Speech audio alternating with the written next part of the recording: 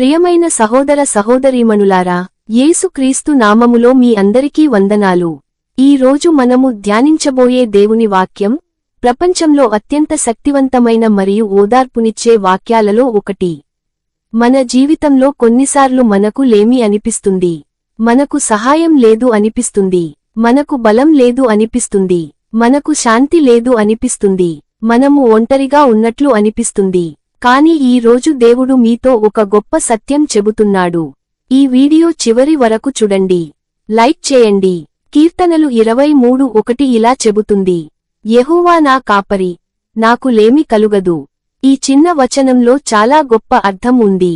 ఈ వచనం మీ జీవితాన్ని మార్చగలదు. ఈ వచనం మీ భయాన్ని తొలగించగలదు. ఈ వచనం మీకు శాంతిని ఇవ్వగలదు. కాపరి అంటే ఏమిటి? కాపరి అంటే గొర్రెలను కాపాడే వ్యక్తి.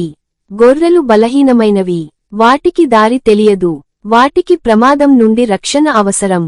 కాబట్టి కాపరి వాటిని నడిపిస్తాడు, రక్షిస్తాడు, ఆహారం ఇస్తాడు, కాపాడుతాడు. అలాగే దేవుడు మన కాపరి. మనము బలహీనమైనప్పుడు దేవుడు మన బలం.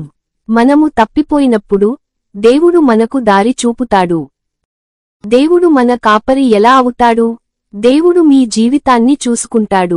మీరు నిద్రపోతున్నప్పుడు కూడా దేవుడు మిమ్మల్ని కాపాడుతాడు. మీరు పని చేస్తున్నప్పుడు దేవుడు మీతో ఉన్నాడు. మీరు బాధలో ఉన్నప్పుడు దేవుడు మీతో ఉన్నాడు.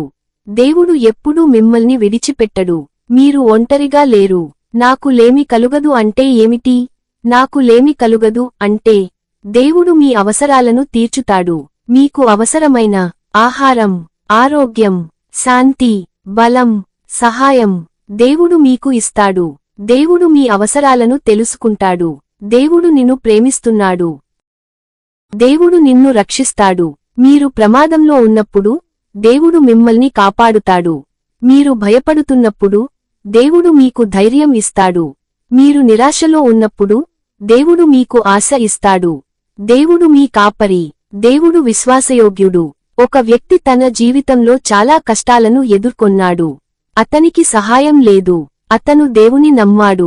దేవుడు అతని జీవితాన్ని మార్చాడు. దేవుడు అతని అవసరాలను తీర్చాడు. అతను గ్రహించాడు, యెహోవా నా కాపరి, నాకు లేమి కలుగదు. ఈ రోజు దేవుడు మీతో మాట్లాడుతున్నాడు. ప్రియులారా, ఈ రోజు దేవుడు మీతో చెబుతున్నాడు, భయపడవద్దు, నేను నీ కాపరి, నేను నీతో ఉన్నాను, నీకు లేమి కలుగదు.